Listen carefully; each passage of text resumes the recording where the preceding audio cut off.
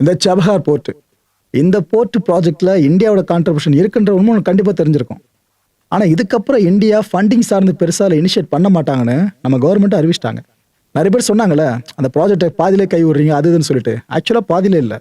நாம என்ன அமௌண்ட்டை ப்ராமிஸ் பண்ணமோ அந்த அமௌண்ட்டை ரிலீஸ் பண்ணிட்டோமோ ஒட்டுமொத்தமா. அதை கவர்மெண்ட் இப்போ சொல்லியிருக்காங்க, பார்லிமெண்ட்ல சொல்லியிருக்காங்க.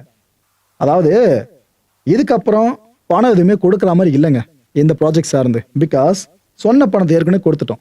இது வரைக்கும் 1127 கோடி ரூபாவை இந்த ப்ராஜெக்ட் சார்ந்து நாங்கள் கொடுத்தாச்சு அப்படின்னு இந்திய அரசு தெளிவாக சொல்லிட்டாங்க. எதுக்கு ப்ரோ இப்போ அனௌன்ஸ் பண்ண கேட்டீங்கன்னா, தெளிவாக சொல்கிறேன். அமெரிக்கா சில வாரங்களுக்கு முன்னாடி ஒரு மேட்டரை சொல்லிச்சு பாருங்க. எங்களுக்கு ரஷ்யா மாதிரி தான் ஈரானும். இனிமே ஈரான் கிட்ட யாராவது ட்ரேடு பண்றீங்க, ஆயில் வாங்குறீங்க அது தெரிஞ்சிச்சுனாக்கா அந்த நாடுகளுக்கும் சேர்த்து தடை விதிப்போம், டாரிஃப் மேல டாரிஃபா போட்டு உங்களை அடிப்போம்னு சொல்லியிருந்தாங்களே. இந்த ஒரு விஷயத்துல இந்தியாவோட பேரும் உள்ள இருந்துச்சு. ஏன்னா ஈரான் கூட நம்மளும் ட்ரேட் பண்ணிட்டு இருக்கோம்ல. அப்ப அமெரிக்கா நமக்கு மட்டும் ஒரு எக்ஸம்ஷன் கொடுத்தாங்க. சரி ரைட்டுங்க, இந்த ஏப்ரல் மாசம் வரைக்கும் டைம் கொடுக்குறோம், அது வரைக்கும் நாங்கள் எக்ஸம்ஷனை ரிலாக்ஸ் பண்ணி விட்டுறோம் உங்களை, அது வரைக்கும் நீங்க என்ன வேணாலும் பண்ணிக்கங்க. ஆனா ஏப்ரலுக்கு அப்புறம் அந்த ரிலாக்ஸேஷன் இருக்காது பாத்துங்கன்னா அவங்க சொல்லிட்டாங்க.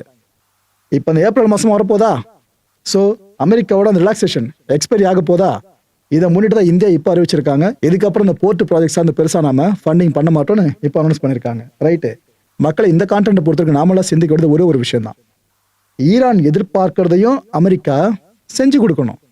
பேச்சுவார்த்தை நெகோசியேஷன் அப்படின்னா ஒரு தரப்புக்கு மட்டும் பெனிஃபிட்டா இருக்கக்கூடாது, 2 தரப்புக்கு மியூச்சுவல் பெனிஃபிட்டை கொடுக்குற மாதிரி இருக்கணும். அதை பண்ணா பேச்சுவார்த்தை உடனடியாக முடியும், அமைதி திரும்பும். அப்படி பண்ணலன்னா நம்ம வீடுகளை தான் சோறு சமைக்கிறதுக்கு கட்டைகளை தேடி அழிஞ்சுக்கிட்டு இருக்கணும்.